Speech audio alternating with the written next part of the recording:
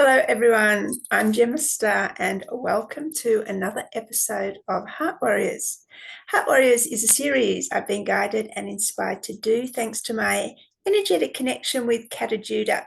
Kata Judah is the sacred masculine site in Central Australia, very close to Uluru, our sacred feminine site. What I'm here to do is to give a platform to men so they can share their experience into the heart, predominantly with other men, but of course with us women watching as well. They share their highs, their lows, their rock bottom moments, what challenges they had to overcome in childhood, their tools, their practices, their wisdom, insights. I try and get as much out of them as I can in the 90 minutes that we roll. Today's guest is a man living in Amsterdam, and his name is Nemanja Sonero. And really excited to have Nemanja here. He has a fascinating story. He is a transformational coach, and he's also a dance and movement specialist. So very grateful to have Nemanja here and looking forward to his story into the heart. Enjoy. Hello, Nemanja. Welcome to Heart Warriors. Hi, Gemma. Nice to finally meet, and thank you for the invitation. My absolute pleasure. I know this is going to be a good show. You've got lots of information, lots of experience. So let's find out a little bit about the man inside. When you go to that inner place and drop all the external labels, who's that man inside? Big question. I would say it's a man who's curious, a man who's not searching, but looking, observing life, observing myself, and always open to learn something new. And I think that's one of my biggest passions since I was a kid, to grow and to learn. It's nothing specific, it's just being open for whatever comes. And since young age, I'm always engaging in different areas of knowledge and practice. And so, yeah, I would say a very curious for growth man to start with. Yeah, I like that. So I know you had a pretty challenging childhood in many areas. Can we focus on one area to start with? What would you say was your most challenging circumstances that you had to overcome that shaped you into the man you are today? Well, as you said, there's many. I grew up in Serbia, so that means in the 90s, especially in the 90s, were quite challenging. We had 2 wars, embargo, hyperinflation, no food. We had really a tough way of living. Yet in all that, for me, the most challenging was the instability of my family. Because anything can happen around me. There's war, there can be this, there can be that. But if the nucleus, the family is off balance, that primal safety which a child needs, then everything else is wobbly. Everything else is a threat, a danger. And as a child, of course, it's basic need to have a parent who can stand beside you and hold you in that. So I believe it was my parents and their consistent arguments, and my father was in and out, coming, showing up in the family, then disappearing for a while. And when he's there, I was longing for his masculine energy, for his father energy, for his love, for his teachings, but at the same time was extremely afraid of him. And him being often violent to me and my mother and my brother. So it's a bit of a paradox of wanting something, but at the same time being afraid of it. So it's a bit of a push and pull. Wow, that sounds, extremely challenging. So what happened there? How did you, when did you start to understand that wasn't maybe a relatively normal childhood or safe childhood? And how did you start unpacking that and healing it? Hmm. I'm not sure when did exactly it started to become a thing of being aware, hey, this is not the way to be. I don't know the exact age, but I do remember a long time I was observing other fellow friends and kids, how they would have their families together. And for me, the only thing I knew what I was in, it was not feeling complete. And when I would see other kids with their fathers, I would be really like, okay, I would really love to feel that, would love to have that. And my way to cope with this was to learn. Also, this is also very interesting because I said my biggest passion is to learn, but it also came and stemmed from that piece of, I would say, trauma. And this is the beauty of trauma also. Often we speak about, hey, trauma is this, we need to heal it, but there's so many gifts that trauma can give to a child. If luckily, at least for me, was to understand on time how I can transmute that, how I can transform that into something creative, into something that I love to do. So that was my fuel for a long time to move forward. So starting from that fuel, it step by step guided me to various teachings from around the world and understanding spirituality more, understanding different practices and healing modalities to begin that process for myself, which was very much needed. And through time, it came step by step to this where I am now, this masculine or father energy, which I was longing for. In the end, I had to give it to myself. Mm. Yeah. So that was the gift, and that's the gift that brought me now today to work with men in many ways. So I'm grateful at the same time for that challenge, for that trauma, for everything that happened. I'm very grateful for that too. Can you please speak to men who have this father wound of maybe Mm-hmm. abandonment or violence within the instability? That was the word I like that you used. Can you speak directly Mm. to those men and help them to maybe kick off their healing journey, come to an awareness of what's ahead and how they can start to go about it? Mm-hmm. Mm. Well, I know most, well, not most, it's not fair to say most, but I don't know many men who had a healthy father figure in their lives. I would say it like this. And even if the father was there, even if, mother and father, there was this nuclear family formation still was there, very often the father would still be absent, maybe energetically, maybe verbally, communication wise, feeling wise, love wise. So even maybe physically he's there, he's not fully present, how I would at least define a father, or how I would see that maybe myself one day as a father.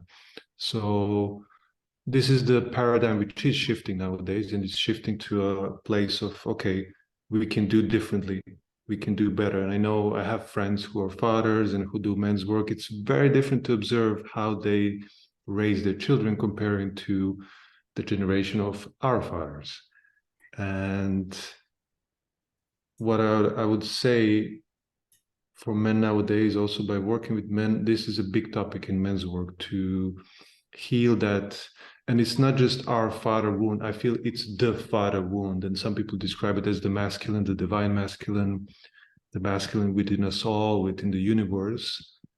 Same goes for the feminine, but specifically for the father wound, it's a big topic to work on, and one of the most important ones, because at least how I experience it, once that part integrates within myself, I can I can really feel more who I am and give more in my relationships, in my work, and that very specific meta masculine energy can be a transmitter of something greater than what we believed in. So it's definitely one of the most important pieces to work on as a man, I believe so.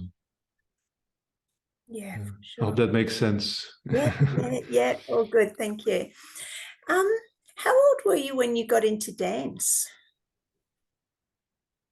um, more seriously, professionally, 1998. So that's 25 years this year.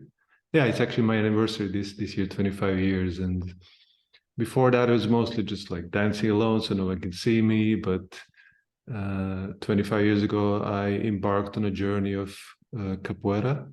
I don't know if you know what it is. It's a Brazilian martial arts mixed with dance and culture and tradition and singing. It's very rooted in the earth traditions and energies.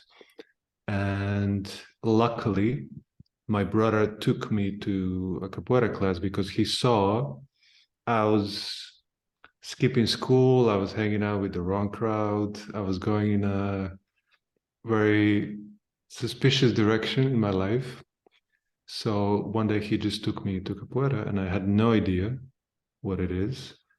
And I remember the moment I entered that room, just my whole world changed and my perception of life. And suddenly all that energy which a teenager has and testosterone building up and being rebellious got the chance to get more narrow and focused through that training, because it's a mix of martial arts and dance.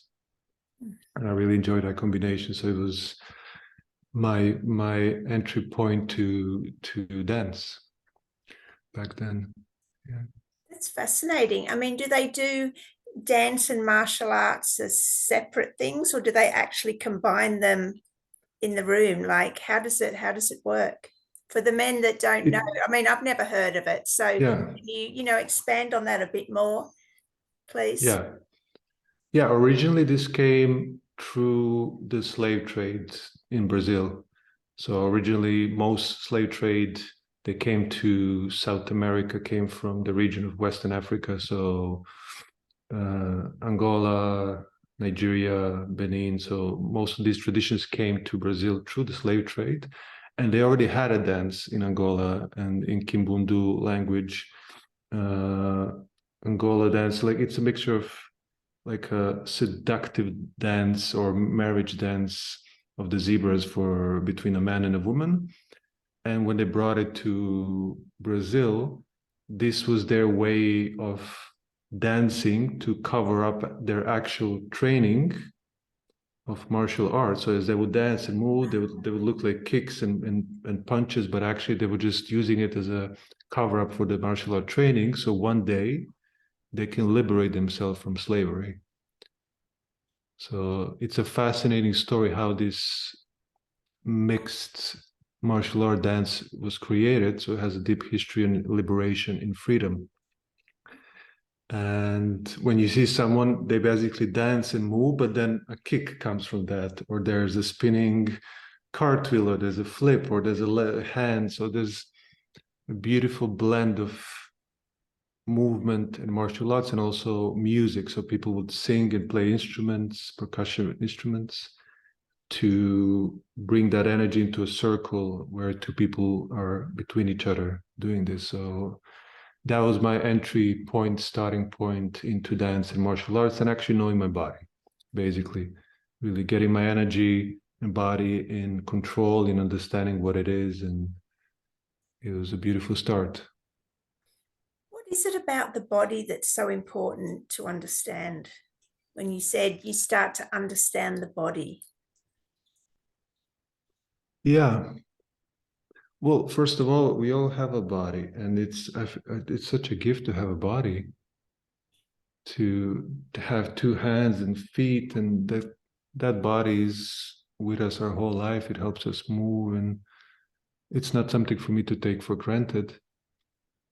And to also explore the capacity or range of a body, which has for me infinite potential. It would be a shame for me to grow old and leave this world without knowing fully what can I do with this body. Right. Yeah. And body is such an intelligent source of information and possibilities, because we often focus on the mind, and the Western society, modern society, there's a lot of mind, especially amongst men, but the body carries so much ancient knowledge and so much capacity to do such magnificent things. So whether it's martial arts, whether it's yoga, whether it's dancing, it kind of opens up the gates of possibilities. And I believe no one can stay shy after trying even one thing and see, wow, my body can bend, my body can move and can turn. And when I'm in this position, something opens up here, I feel more here, in my heart. And so I don't know how else I can operate without having that curiosity. I think it would be strange not to be curious about it. Yeah, no, fascinating. As you said, so many, we're talking about men, but stuck in their heads, but to actually come into the body, I think that's very important for men. Would you agree? It's one of the most important work there is, and I don't want to label or classify our men are in the head. I mean, I think I would even say our modern society, there's like how it's structured. If I look at the traditions of today and traditions of the past, there is this bridge that is, I feel, missing to connect this important connection of the three. I define it as the three parts. So one is the mind, second is the heart, and the third is the base or the genitals, so to speak. Especially in men's work, we do a lot of this, how to combine both, how to meet in the tree. And the body is the bridge. The body and the consciousness and body is the bridge to meet all that. So to not spend too much time in the mind, it's important to have an embodiment practice, whatever that is. That's why I have my morning practices. That's why I teach these practices, to really bring back to that foundation of stability in our core, in our center, where the wisdom for me comes from. Yeah. So embodiment practices, what are they? What are some examples? Well, you mentioned yoga in the beginning, that you mentioned that you do yoga, if understood well. Yeah. So this is one of them, and it's of course there's many different kinds of yoga, and yoga is not just the body; it's many things. Yoga means union to begin with, so there's a union between all these things I mentioned before, and consciousness and matter, and our masculine and our feminine. So it can be yoga.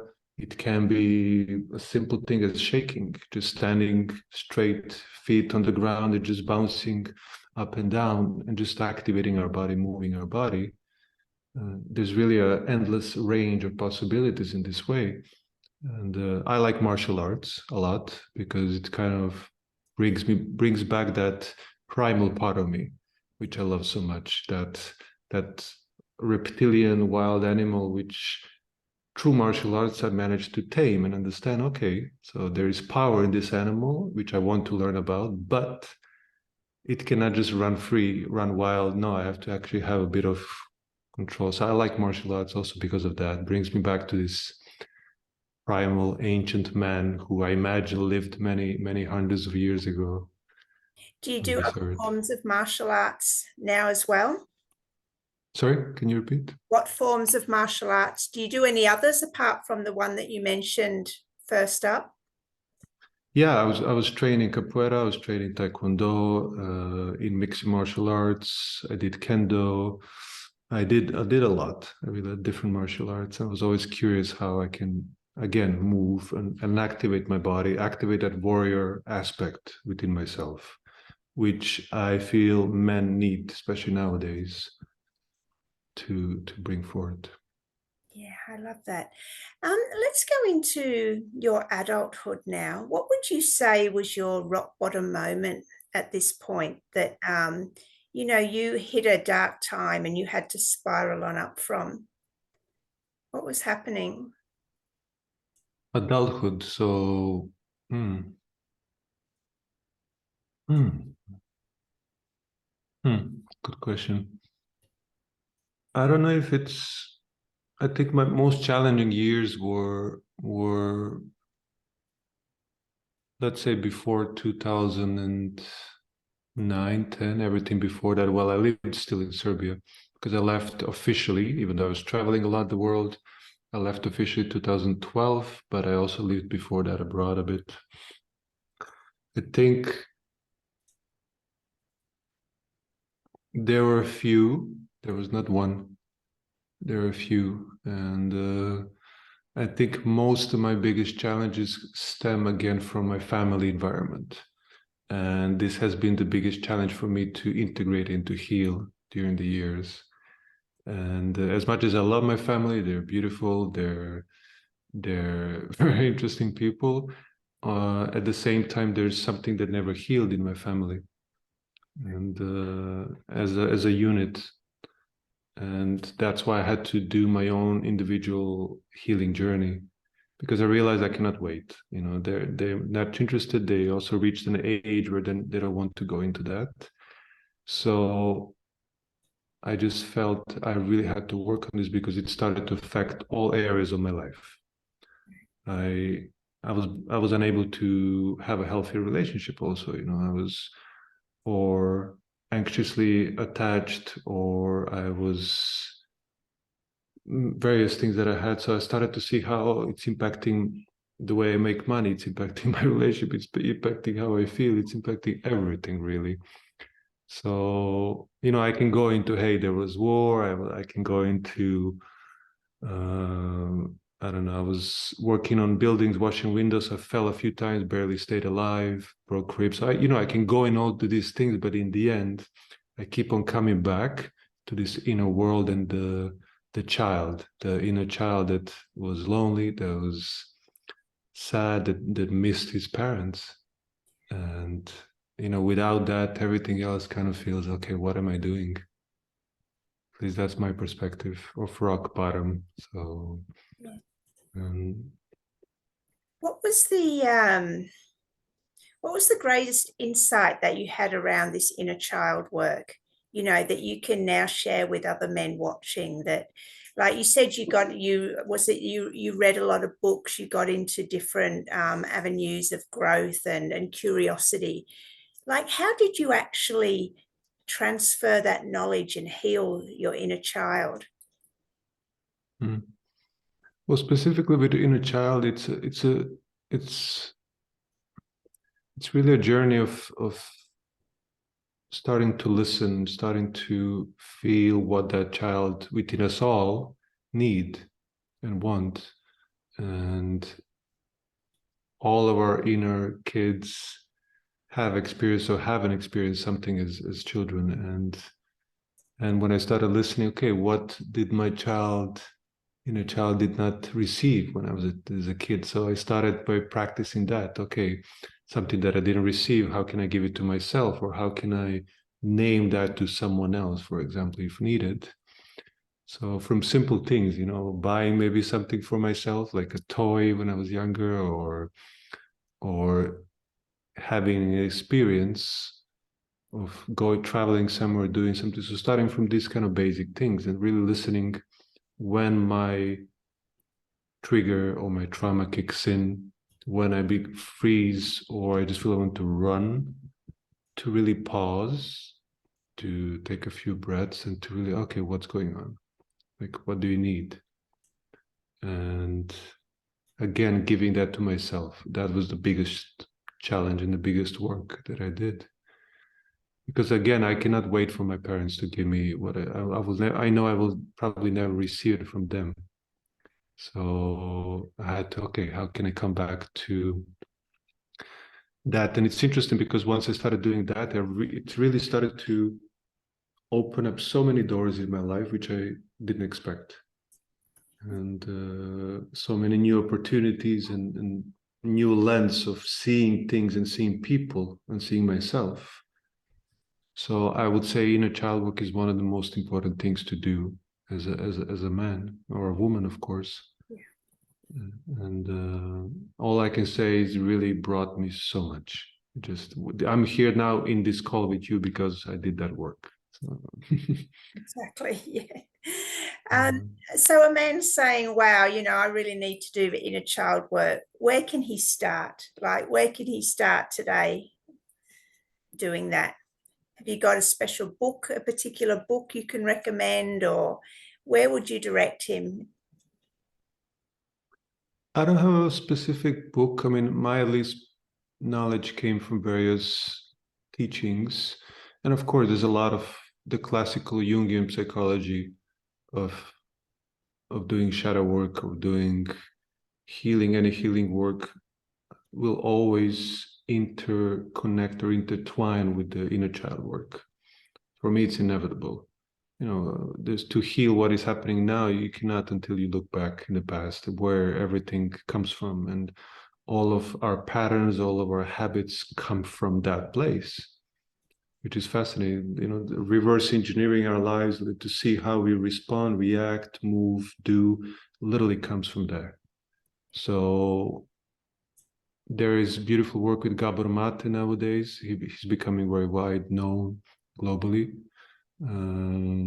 He's bringing a lot of this maybe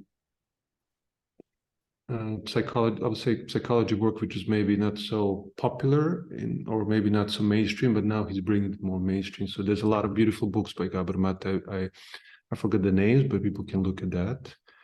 And of course, as a man, I always recommend men's work, men's circles, spaces for men, retreats, programs where men can look into that more deeply, more clearly with someone guiding you into that. And of course, there's therapy, there's so many modalities to begin with, but I do believe what I like, the modern view of psychology. So there's a blend of, which for me is indistinguishable, which is the psychology and the spirituality, to have that two aspects as one. So it's not only psychology, because if we look at the classical psychology, very often for me, it's a bit limited.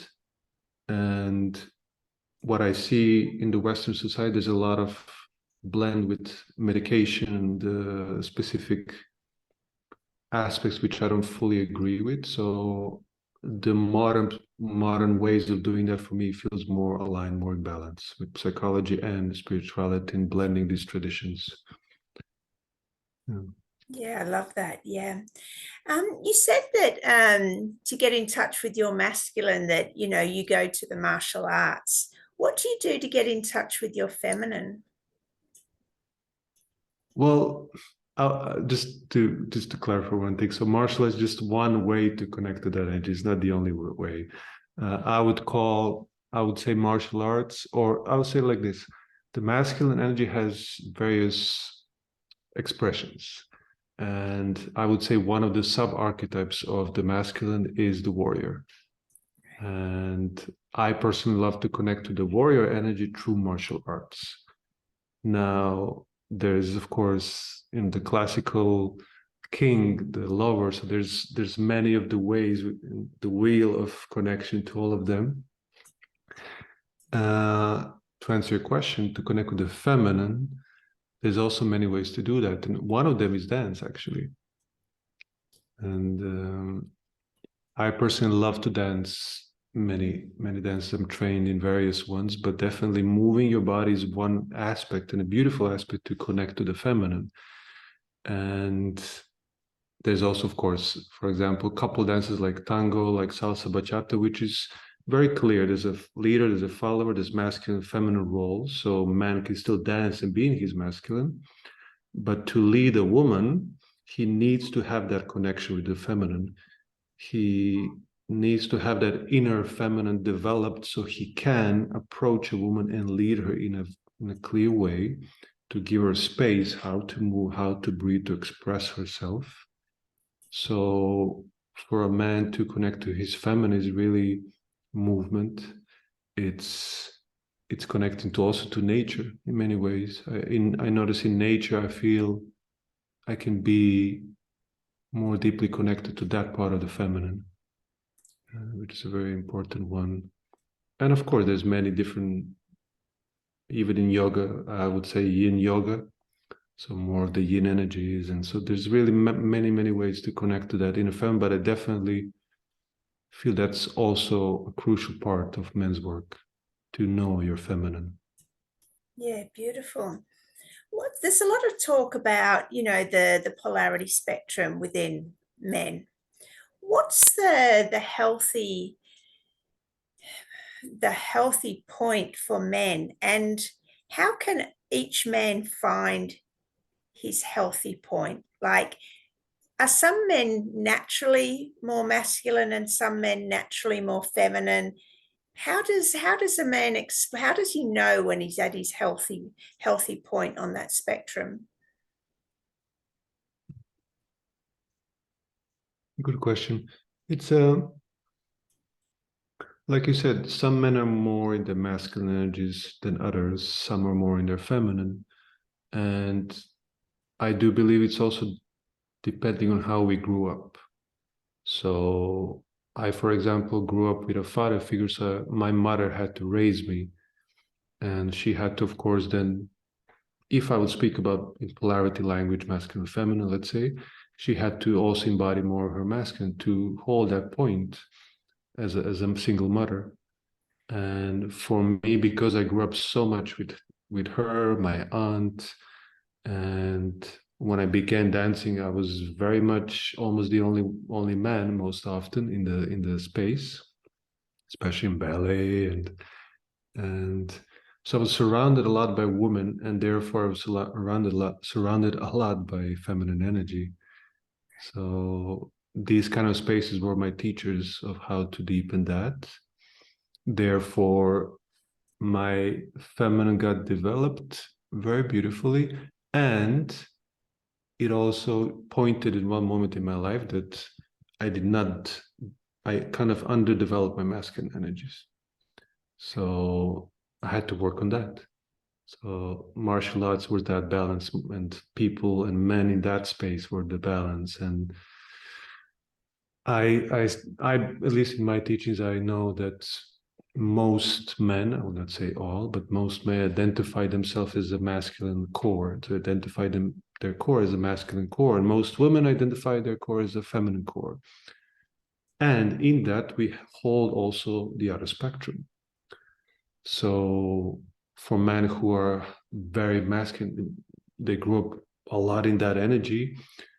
I would say to balance it out, I would invite them to meet, to evoke more their feminine energies and to see what then happens. How does that affect their masculine energies? And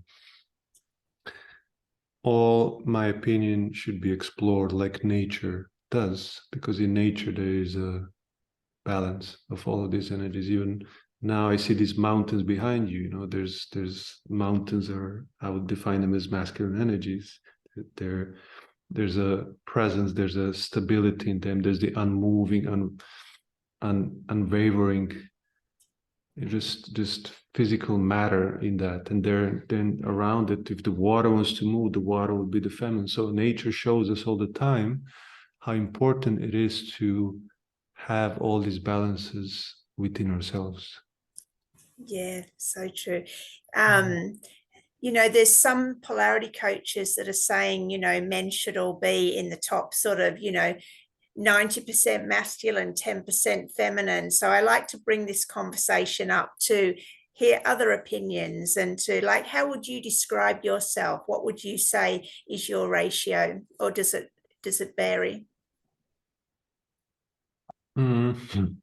It's a bit of a tricky thing to put numbers on this, because I can and I will now, but it's I think what is important for me to name that it's not about the numbers, even though it's good to look at that, just to see where we are on the spectrum. And it really is subjective, really individual. And my feminine is very strong within myself. And I had moments where I was a bit judging that part of myself, because I'm very emotional in my own specific ways. And, I watch movies, I cry very easily. I cry very easily in general. That doesn't mean that's the feminine, but I just feel myself very much in my feminine energies very clearly. And I enjoy that. Now, when I was younger, I was judging that a lot because others were judging that too. The surroundings, even in my relationships, women would judge that a lot. But now I understand a bit better why. It's not about judging, it's simply they were longing for more masculine leadership from myself. And now I would say, again, numbers, I don't know what is the ratio, but I would say a lot of my leadership is also feminine. Sometimes when needed, I can bring that in. I'm really good at sensing and listening and yeah, a lot of listening from my heart, a lot of sensing the room also from my feminine, especially in my work. I have to do that. I have to listen. I have to be very, very precise with that. Yeah. So yeah. Yeah, the reason I'm asking is because I know there'll be some men watching who are feeling their feminine energy and maybe haven't done as much work around it as you have to be okay with it and comfortable with it. And they're at that point where they're maybe seeing it as maybe not a positive thing. So, can you please speak to those men and give them some insights and some help to find their authenticity? Hmm. Hmm. Well, I will answer in this way. There is how I see it, the last 50 years, there's a lot of exploration within our society among men and women both, especially with women, the uh, woman's freedom and woman's expression the last 50 years was an important piece of our society and our development of our society, especially in the Western culture where women wanted to begin with some basic rights, from voting, from expressing their power, from started making more money or equal money as men, so being appreciated in various ways. So women had to stand up for themselves, and especially the last 50 years, which was revolutionary, which was very important for the development of our society in consciousness, in many practical ways. So women started, how I see it, exploring more their own masculine energies. And what happened amongst men, we see it also, especially if you look at Woodstock back in the days, there's a lot of men who started exploring their feminine energies and giving themselves permission. Okay, finally I can breathe in this. I'm okay with being, if we look at the band Doors, if anyone knows Doors, you just see that freedom in his body, the singer, how they move, how they express themselves. So there was a lot of exploration.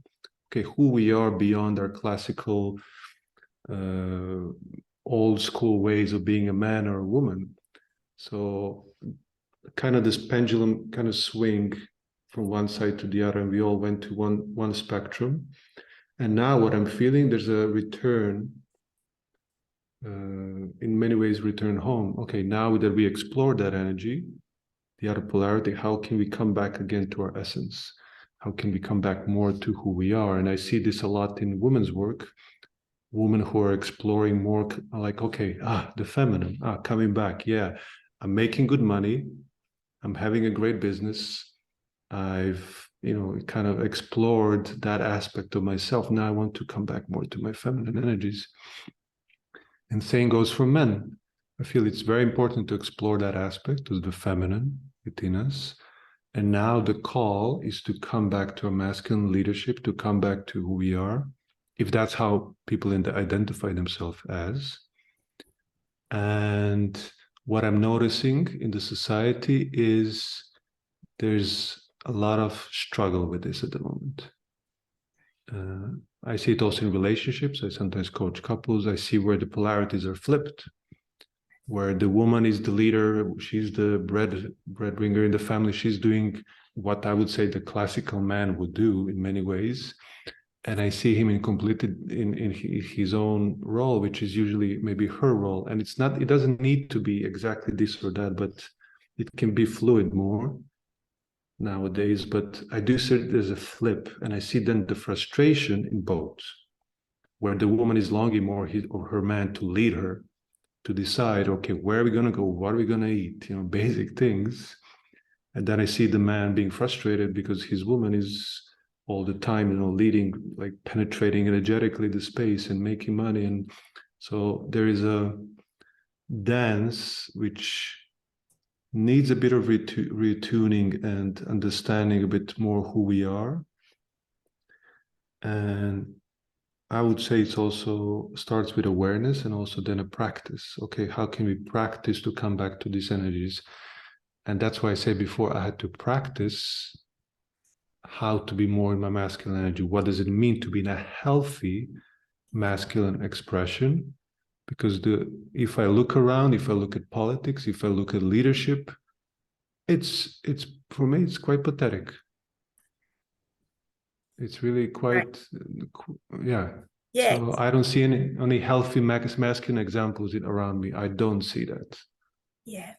Let's get into the qualities of healthy masculinity as opposed to what I call wounded masculinity. I'm not sure what you call it, but really let's clarify what are the values, the characteristics of healthy masculinity.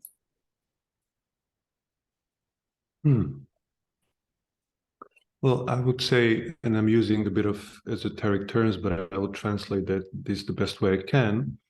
The healthy masculine has an expression of presence, very clear presence. These are some meta qualities of presence, of feeling grounded, of feeling clear with direction, with what am I doing, where am I going, why am I doing this. There's really a sense of almost like a tree, boom, stable in the ground. So whatever wind comes, it's a tree, it's deeply rooted into the ground. And like I mentioned before, like those rocks, they're whatever happens around them, they're still there. And in again the modern language, I would say also it's something that is ever present, never changing. So I would describe masculine energy as something that never changes. And that is an important aspect to look at, because it quite differs from maybe the classical ways of what is it be to be a man, and maybe the classical old ways of more stoic, more rigid. But I see the masculine as a tree. Yes, it's a tree, but it's moving. It's a tree that when the wind blows, it's still fluid, it's still moving, it's still alive. It's not unbendable, so it adapts to whatever is happening. And once a man starts to practice this, it's felt. It's really felt to be in the presence of a man who has a full breath, breathing into his lower abdomen, a man where his base is relaxed into the earth, where he has a clear connection to his consciousness. You can feel that, even though if it's an esoteric maybe term, you can feel once a man enters the room who knows how to do that. It's really undeniable. And yeah, I hope that answers your question. Thank you. And I know you work a lot around men and sexuality. Is that correct? Yeah. Yes. So what can you tell men about their own sexuality that maybe they're not aware of? They're not aware of. I would say, and this is something that I do currently in my program, we work a lot around, I would use the word mastery or sexual mastery. And by mastery, I mean not the completion of something, there's nothing else to learn, but a direction where we're going to start with understanding our own body, how it operates, and our own energy, how it operates. And especially in connection to sexuality, it's such a powerful energy, sexual energy. And I know also myself as a man, as a teenager, and later on in my 20s, it was an energy which I didn't know always how to harness, how to transmute, how to direct. It was an energy that often simply was a distraction for me, and almost like a crutch.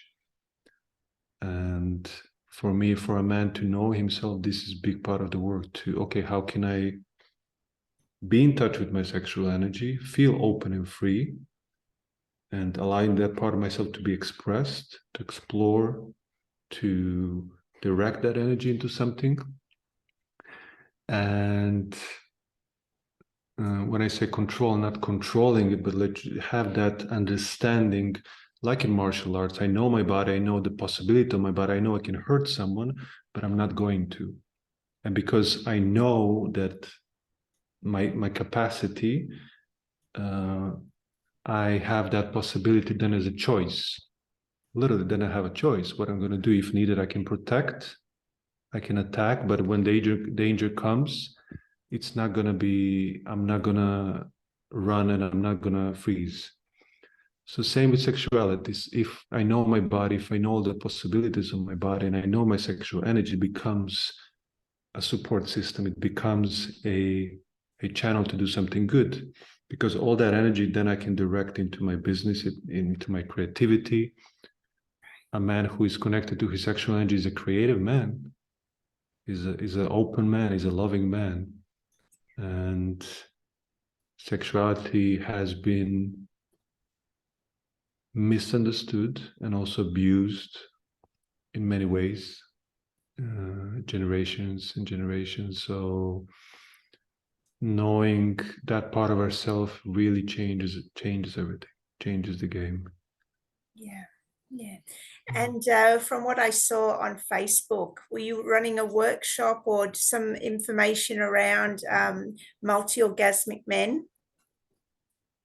Yes, so we started last night actually, and we started a program where the focus, it's called multi-orgasmic mastery, and that means many things, but also what I just shared about how we can master our own sexual energy. And many men come to this program for usually it's two reasons, or because of their premature ejaculation, means they ejaculate involuntarily or before they want to, or maybe they don't even want to, but it still happens. And often it happens between, for some very quickly, but right after 1, 2, 3 minutes.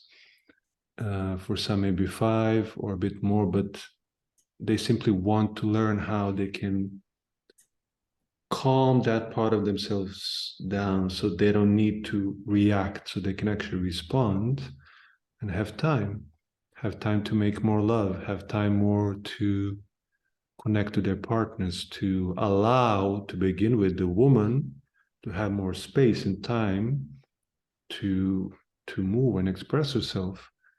Because if I may say so, starting this work and also working with women, the woman needs at least 15 minutes or 20 minutes to warm up her body, to warm up her waters, to start opening and trusting more the partner, so she can open up to that range, that vast range of possibilities women have of experiencing sexuality, sexual energy, experiencing pleasure, experiencing movement, experiencing voice, sound, breath, and all the orgasmic possibilities that women and men have.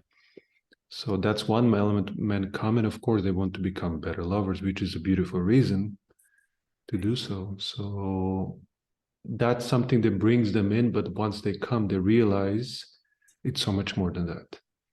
It's so much more than just semen retention and holding your seed and making love for a long time. No, it's really about knowing who we are, actually.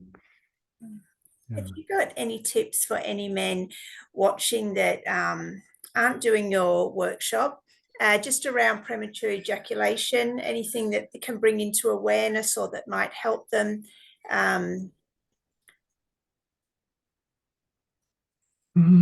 Well, there's various reasons why premature ejaculation happens. Rarely it's a specific physical or physiological problem.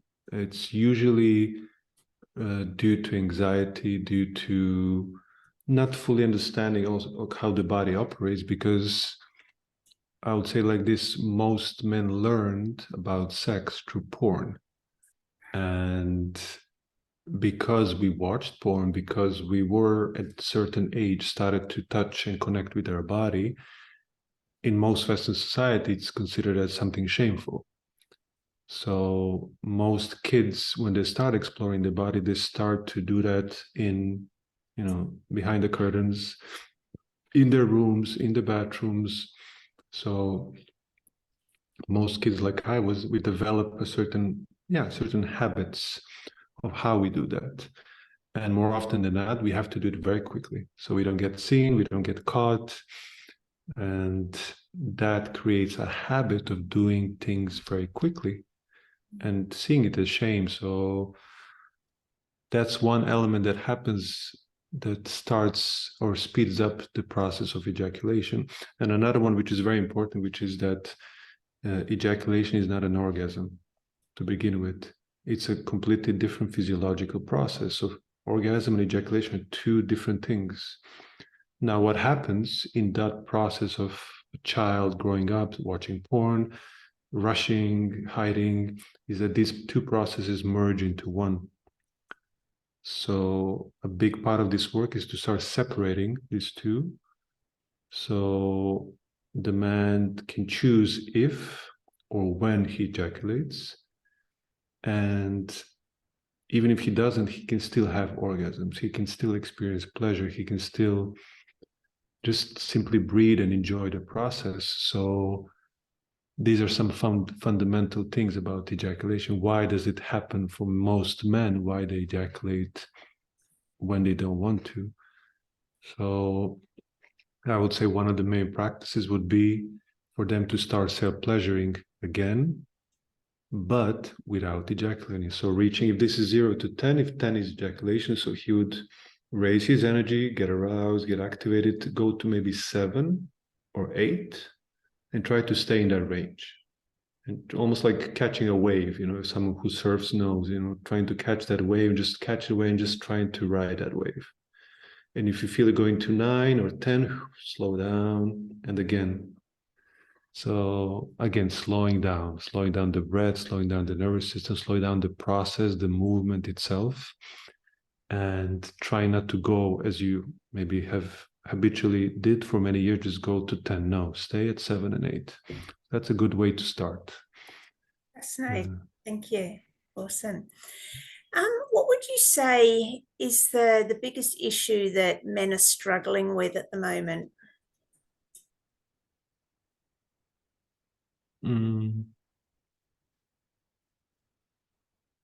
Well, if I would name one, not having the space to be fully who they are and express what's happening. I would say maybe this. And of course, that can branch out in different ways. What else can that be? But I do see that over and over, men who are almost like there's a hand on their mouth, and anything that comes up, almost like it doesn't go out, it just stays there, and it starts to accumulate in the body. And that's why we see so much increase in depression, increase in suicide among men, health problems, and much more, because they don't have spaces where they can express their pain, their challenges, their all the things that are deeply bothering them. They maybe never had a chance to express in their lives. So I feel when there is no space for that, everything else unfortunately happens, which is not supposed to happen. So how can us women help our men with this? well, it depends what you mean by help. I mean, just by loving the man, that's already really truly loving ourselves for who we are. It's already a beautiful, crucial thing for a man to really love for who we are in all our ranges. And I mean, the woman cannot really. It's a tricky topic to use words with, is to heal. What is healing? But I still, of course, think men should be among men or ask for professional help when they need to heal something more seriously. Otherwise, the relationship becomes therapy, which I do not recommend. But I think for what I see also in my own relationship and also working with others, it's to be really seen by a woman. It's such a gift. to really be seen, in all my moments when I'm feeling like shit, when I feel down, when I feel nothing is working, I feel worthless. I had those moments in my life, of course. And just to be seen by a woman and not being judged and still feeling her love and still feeling her respect and just trusting in who we are on this path, for me, it's priceless. There's nothing to do. You don't need to heal me. You don't need to do anything. Just to be there. It's, for me, it's already quite. Just bringing that love. It's everything that I need. Yeah, that's beautiful. Thank you. Yeah, when I asked Mm. you that question, what are men struggling with? And you said that, their inability to express and, be who they really are. So, I was just wondering what we can do as women, and just to love them is the perfect answer, of course. Thank you. Mm. Yeah. And so what you're saying, that if a man is struggling with this inability to express himself and be who he wants to be, what are you saying for him to do? To go to men's work? Well, men's work is a beautiful support system. I'm not saying that's the ultimate medicine or the pill. It's not that, but it definitely, at least from my experience, showed how important it is to be around men and to have that space where I can share whatever struggles I have. Because look, if we speak about relationship, we just mentioned, having that partner.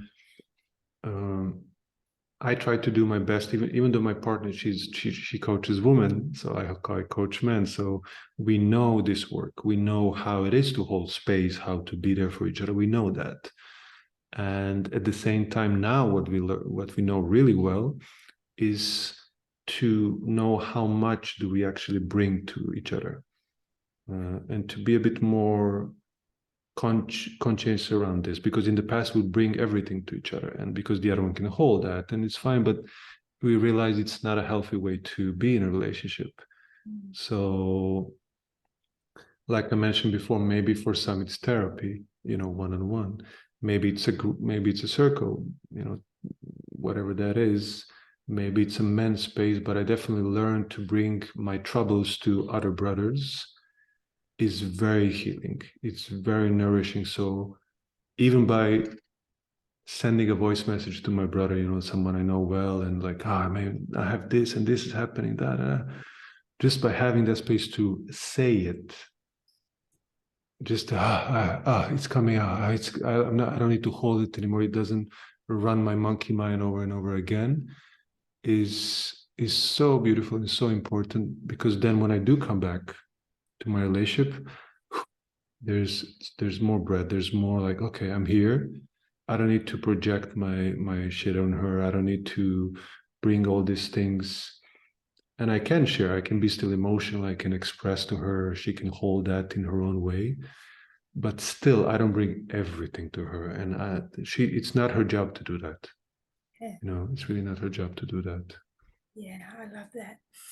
Yeah. We've got about half an hour left. What would you like to bring into this conversation that we haven't touched on yet, with your experience and your both professionally and personally? What would you like to talk about that you feel is important to share with men watching?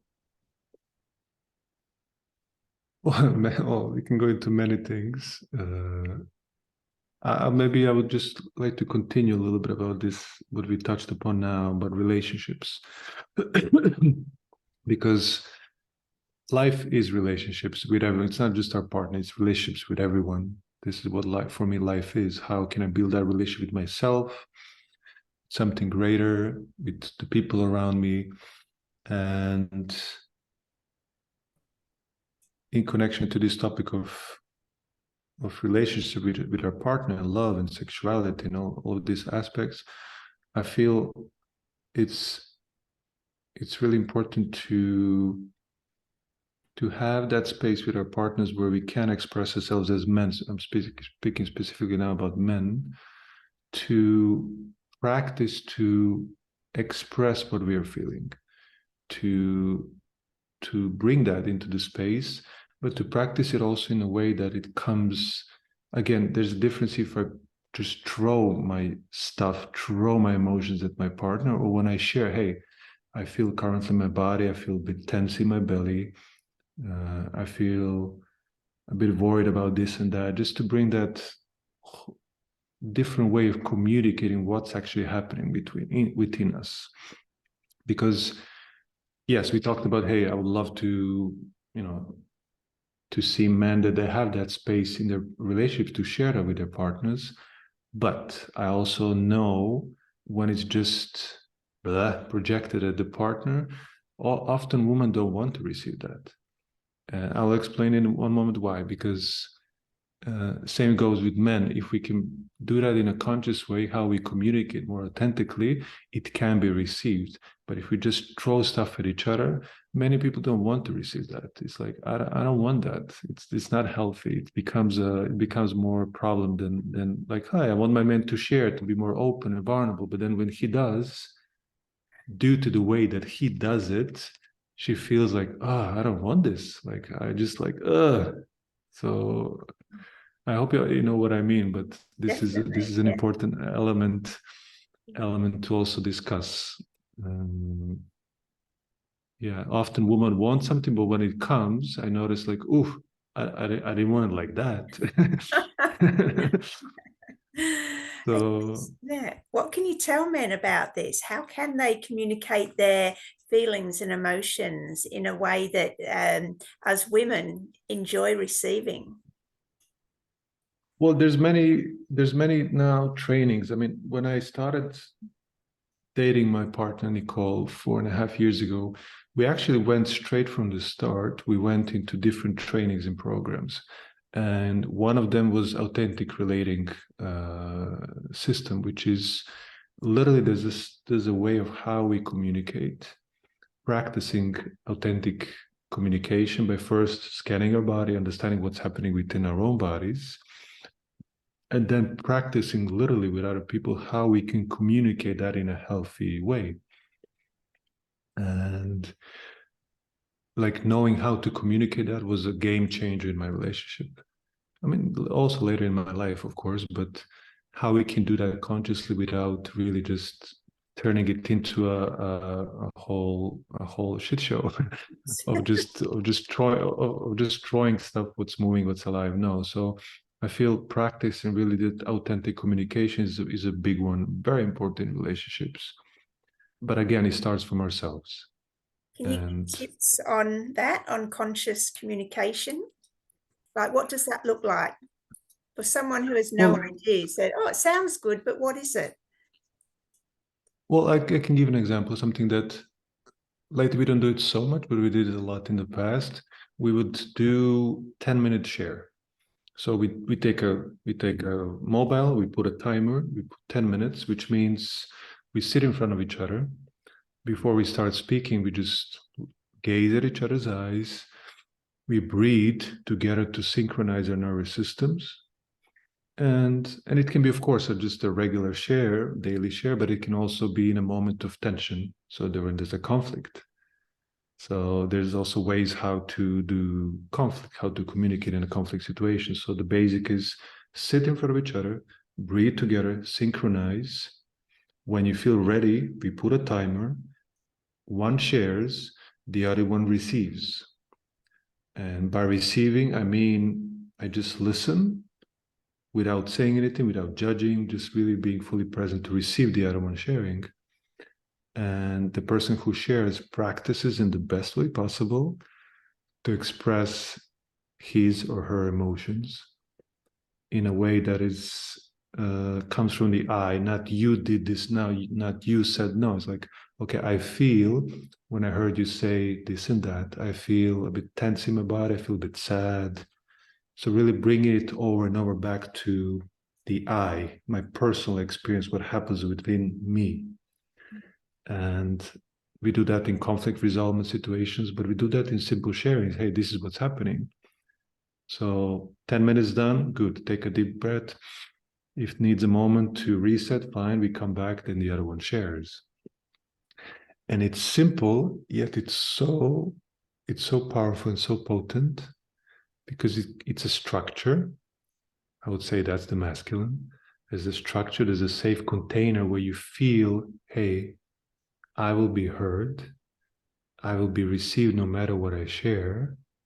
I can then be, I can say it, I can express my sadness. I'm a man, it's okay, I can still do that. And the other one will receive, so, or a woman, of course. So this is an example of how we can do that consciously and practice that in any other situation in our lives. So this is one example of many, really, really many examples, and it's literally a practice for men. I would say important one to scan the body, see what they feel, expressed in a conscious way. That's already healing. And I loved what you said about always bringing it back to self. This is what I am experiencing instead of projecting. You made me feel this way. This is Yes. how I feel. So important. And then you Yes. brought up well, how did you call it? Conflict discussion, or I know you wrote a blog on it too. When I checked out your website, I think I actually wrote it down. What did you say? Oh, how to argue smart. You said Oh, yeah. some tips for arguing smart. Yeah, so this is part of these teachings, I would say, and there's many different systems. There's also the imago dialogue, and like there's different systems how you can resolve conflict. And I believe this is one of the most important skills to learn in a relationship, actually, maybe one of the top 3, how to resolve conflict, because conflict will inevitably show up in a relationship. And it's not possible to avoid it. Therefore, for me, logic would be, okay, how can we learn to resolve conflict in a more intelligent way, more conscious way? So there's steps, and there's different steps what we can do in those situations. It's a practice. It's definitely a practice, because it's not just like, hey, okay, 1, 2, 3, 4. It's really, again, coming back to, like you said, the I, my own personal experience. And this is not always easy, especially if there's a heated argument. If something happened, I don't know, you said that, I'm like, it's even after all these years of practicing this, it's not always easy. I don't always nail it. I mess up. But we're doing much better. We're improving every time it happens, because the repair of a conflict is the most important things in the relationships. And how can we repair that and step into a new way of doing things from now on? And that creates trust, that creates connection, that deepens what we have. But again, it starts from, okay, there's a conflict to happen. Okay, let's sit. First, take a few deep breaths, if necessary, to first separately spend some time. Maybe it's punching a pillow. Maybe it's really doing something physically. Again, speaking about the somatics we spoke in the beginning, physically expressing, hitting the pillow, screaming, whatever, hand screaming, just getting that energy out. So when I do come to my partner or someone I have the conflict with, I'm more calm. Otherwise, it can come out. It's very hard to control. It will come as a projection, as a anger. So that's one of the first steps. And then coming in front of each other, again, same process as before, taking a few breaths, synchronizing the nervous system, and starting from a share. So one shares, the other one receives.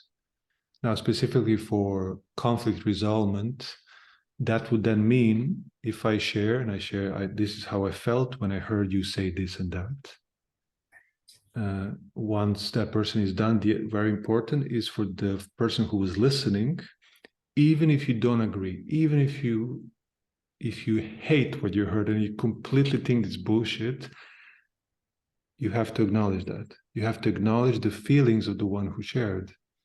Like, hey, yeah, I heard what you said. I feel that, I heard what you said, and I feel I feel a bit actually sad to hear that you felt this way, and I hear that you felt sad. I hear that you felt pissed off. I understand now why. It's because this and this. So really just acknowledging simply what happened. instead of gaslighting, but like, okay, I acknowledge, I hear you, I feel you. And so that's kind of a good start already to dissolve the tension. And then there's a continuation process of how we can go more deeper and deeper into that to reach a point where even if we don't agree with the other one, we can move beyond this. We can pass beyond this. We understand each other, and then we find ways. Okay, how can we attune? How can we do this better or change? Or next time, if that happens, how we can do that in a more intelligent way. So this was quick, but it's an important start. Yeah, great tips. Thank you. What do you Mm. think it is that men misunderstand the most about women and the feminine? Oh, big question. What we misunderstand? Hmm. Hmm.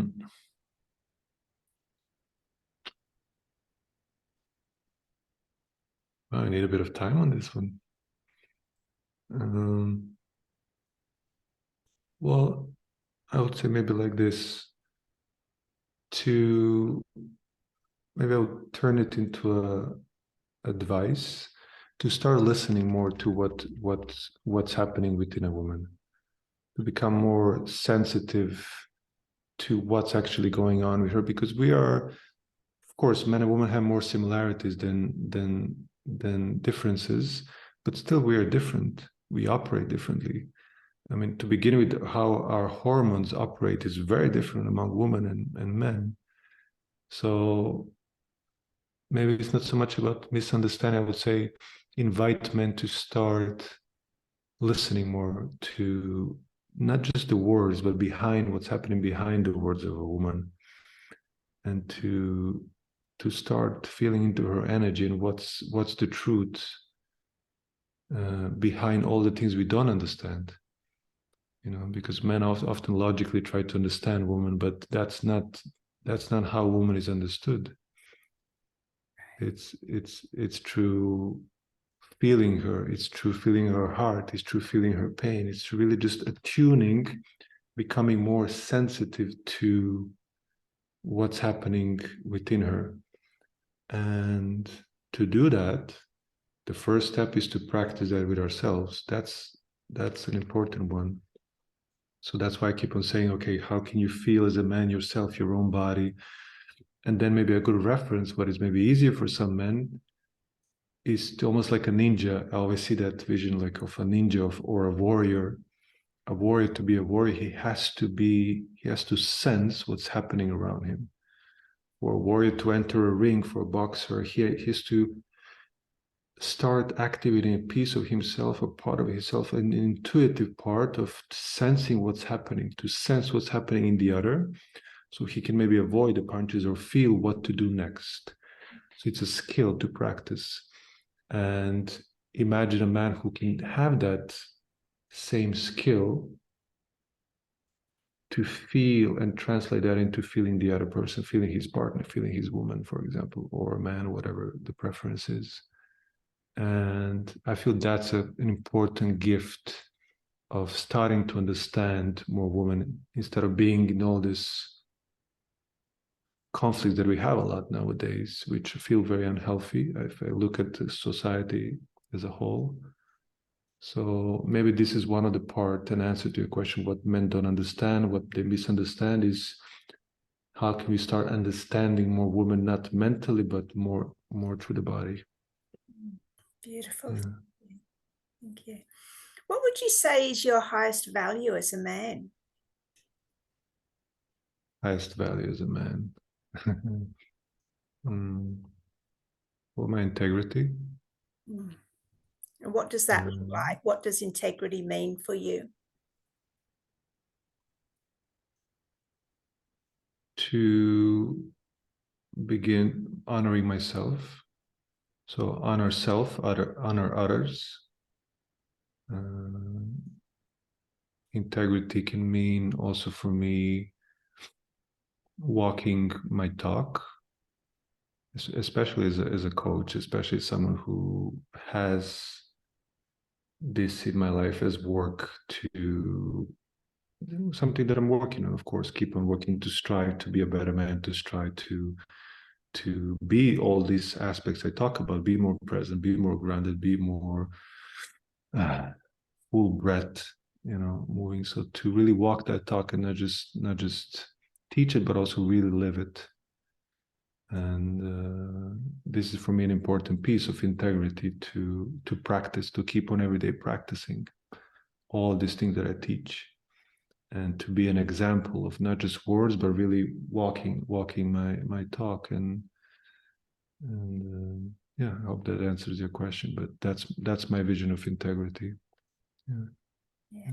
What does freedom mean to you as a man? Well, freedom means to speak my truth, to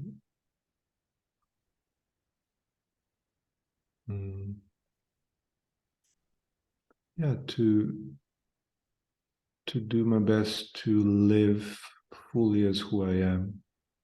And this is a big part of my work for many years, to take off more and more layers which are accumulated in my childhood and later on, of all these masks of who I'm not.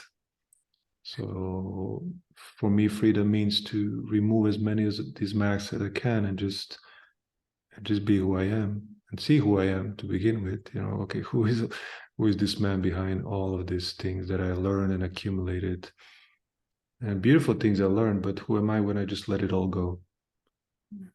And for me, that is really freedom, to just to be fully that, and live as that. Yeah. How many years have you been living in Amsterdam now? Amsterdam 3. Right. What are the differences between Dutch men and Serbian men? Well, you're putting me on a spot. Well, it's a different culture to begin with. I mean, South and Europe and South and North are very different culturally. To begin with, are better. Like there's more sun in the South, a lot more sun, which I miss so much in the Netherlands. I would say maybe the main difference that I see: Serbian men are more expressive, and more expressive with their words and bodies, and how we talk and how we move. And yeah, I would say that here. And I also used to live in Estonia, also north of Europe. So I noticed in the north, people are a bit more closed, a bit less expressive, but a bit more conscious about how they express themselves, which I do like. So yeah, tricky question. Just different. I mean, I don't want to label and put more or less. It's just different culture, different kind of men. But in its core, we're all the same. I mean, in the end, we're really all the same. We're just men, and we want love. We want to love others. We want friendships. We want to build something beautiful in our lives. So yeah. Yeah, thank you. Where can people find you? And after that, I'll ask you to deliver a final message to men. Well, everyone can find me. Basically, it's Nemanja Sonero, Nemanja, Sonero. I think that's easier maybe to spell. And it's same as my website, nemanja-sonero.com, Facebook, Nemanja Sonero, Instagram, Nemanja Sonero, YouTube, Nemanja Sonero. It's the same. It's quite easy to find me. And yeah, if you want to reach out and see some of my work that I do with men, there's different topics I work on. We're going to start a 3-month mastermind soon in March. It's a beautiful journey of 3 months of consistency, accountability, brotherhood, and really working on important topics like our sexuality, money, power, expression, freedom, inner child. So also my live retreats. I'll have a beautiful retreat I'm going to be holding this year in Iceland. I decided to do it there. It's such a beautiful island. And so there's live retreats and yeah, there's a lot of possibilities for us to work together, and I'm here to be of service. That's beautiful. So final message to men, and we'll drop all your links below in the description. Yeah. Final message to men. What can you say to men that are maybe struggling or, just looking for a little bit of light on their journey? I would say you are not alone. This is an important one, to realize that you don't have to be the lone wolf. You don't have to do it all alone if you have done so far, that you can reach out for support, for help, that there's many people who would love to be there for you. And it doesn't matter the age, doesn't matter the circumstances. The first step, I know, is difficult, but to really reach out and trust that if you leap, there's going to be someone beside you that's going to hold your hand and be there. So maybe I would say that. A beautiful message. Thank you so much, Nemanja. It's been a great show. Sorry, my voice went a bit croaky then. So, excuse me. Yeah, it's great information here. I loved how you spoke about conscious relating and, conflict resolution. That's skills that we all need and can really help, us all in our relationships. And yeah, I love how you spoke about the feminine part of the men, and you brought in so many beautiful elements. So I want to thank you very much. And everyone, if you could like, share, subscribe, and I'll be back in a few days with another episode of Heart Warriors. Thank you so much. All the best. Thank you. If you could just stay on a moment. Thank you.